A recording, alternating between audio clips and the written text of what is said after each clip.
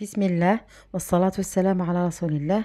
اليوم جيت لكم بقراطة صدر الدجاج محشي. اول حاجه نديروها نقطع صدر الدجاج تاعي ونضربو هكا المطرقه، ولا انا ضربته بالحلال، نسوي له السطح تاعو شويه، نحلاه فاخس، ندير البصل نقليه في المقله، ومن بعد كي يتقلى لي شويه نزيد معاه زروديه مربيه، وحده زروديه مربيه ولا زوج، نقليهم مليح مليح والملح.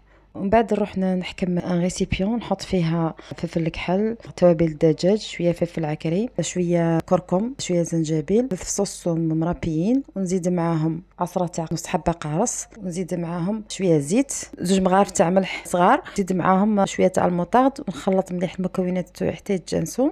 ندير لافارس تاعي، ندير فيونداشي وندير معاها زرو ديال البصل اللي كنت قليتهم من قبل، نزيد معاهم شويه تاع الملح وشويه تاع الفلفل الكحل، ونزيد معاهم غرفونس كبيره تاع لا شابلور، ونخلط مليح المكونات تاعي حتى يندمجوا. نجيب صدر الدجاج تاعي اللي كنت خدمته من قبل، ندهنو بهذيك لاصوص اللي خدمتها، ومن بعد نزيد عليه شويه فيونداشي الطريقه هذه كما راكم تشوفوا، نحطها فوقه، نزيد شويه تاع الفرماج نحطو فوق الفيونداشي هذاك، ومن بعد نرولي البولي تاعي، نزيد نتبل شويه من اجنحه الدجاج واعناق الدجاج بهاد التتبيله اللي كانت من قبل، ونحطهم باش نستعملهم في البلا تاعي. حكم بيتنجال نتبلو نفس التتبيله هذيك، ومن بعد نجيب البلا اللي يدخل الفرن ندهنو بالزبده، باسكو فضلت لي شويه من لافارس هذيك، نحطو فوق الغوندال هذوك تاع البيتنجال اللي قطعتهم، ونحط عليهم لافارس اللي فضلت كيما هاي بهذه الطريقه، ومن بعد نغلق عليهم بالغوندال اللي بقاو لي، ومن بعد نحط عليهم الطماطيش نكون ديجا ربيتها، ملحتها شويه باش تجيني ديكيه، ميم بيتنجال ملحته شويه باش ما يجينيش صامت، ومن بعدها نزيد البطاطا فنفوتها في التتبيله هذيك نفس التتبيله، ونحطها نيطاليها فوق بيتنجال هذاك تاعي